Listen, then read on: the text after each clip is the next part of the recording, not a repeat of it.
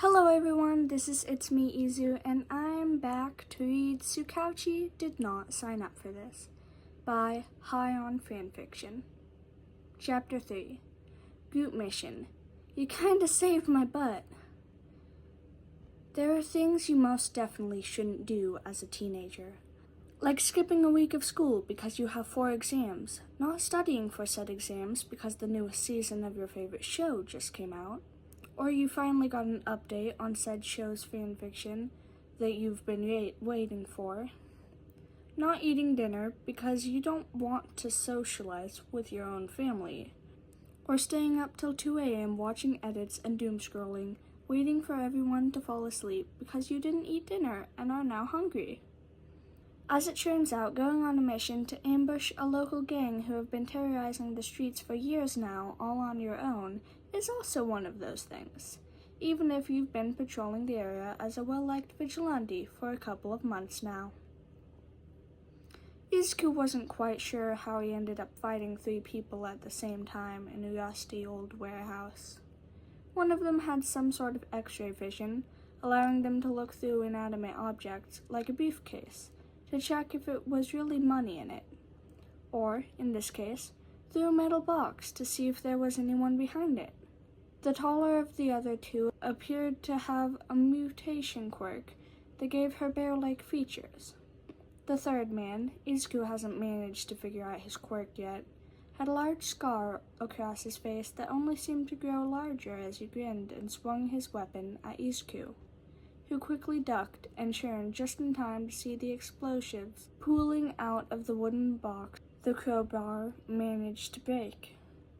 He was really glad that hadn't been his arm. Seriously, what is it with maniacs attacking teenagers with crowbars in warehouses that are ready to blow? Anyways, he had bigger problems, with his main strengths being stealth, speed, and the fact that people who did notice him standing on the edge of the rooftop usually thought he was just a suicidal kid and weren't prepared to be his landing point when jumping.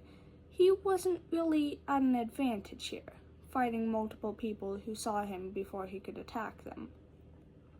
Despite that, he managed to get his number of opponents down to 2, using a staff to jump out of the way of the punch-aggressive teddy bear sent his way, making her knock out the one with the X-ray vision.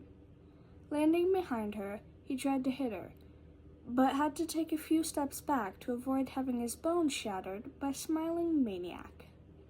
My. It seems we do get to meet the newest vigilante in town after all. His head snapped up at the voice. The scarred man was smiling at him, tilting his head. Zephyr, was it? You truly fight wonderfully. Don't you want to join us? You can't just offer to— The woman's reply was cut off by what was by now Zephyr's signature chuckle. I'm afraid I can't do that. Doesn't really fit with my vibe, you know? And with that, Izuku sprung back to action, his staff once again colliding with the crowbar. It truly is a shame. You would have been a great sparring partner. Am I right, dear? That he would have been, Miss Paddington answered, her voice clearly showing her annoyance. She tried to punch him again, this time more careful as not to hit Joker Point 2 in the process. Izuku evaded both her punch and the crowbar wielded by Discount Harry Potter. It was dangerous, he knew, his surroundings reminding of the damage they had caused, urging him to push the panic button and alert the police. Still, he dove back into the fight, dancing around sharp metal and sharper claws. What the flip? Aizawa barely started his patrol when he got a notification of a supposed gang meeting near his area. He sent back a quick confirmation and made his way there, swinging across the rooftops. He found and took down about half a dozen people belonging to the gang, finding a couple already unconscious before reaching his destination. Expecting 3 or 4 more gang members already there, maybe setting things up for the meeting. So, someone please tell him why instead he's greeted with the sight of 2 people trying and failing to land a hit on the kid he's been after for weeks. Zephyr lives up to his name, moving lightly while fighting, and Shota seems to recognize some of his own moves against the vigilantes. How he had managed to either A. follow Shota around without being noticed, or B. give videos of him trying to learn them is a problem for another day. The kid is good, but he's getting more and more tired. Using a scarf, he quickly entered and knocked out the criminals, tying them both up. Then he turned towards Zephyr. The kid looked uninjured, but it was hard to tell whether or not that was the truth. "You okay?" "Yeah, I'm fine." The voice changer made it harder to determine, but Tsukauchi was probably right when he said the kid was somewhere between 14 and 17.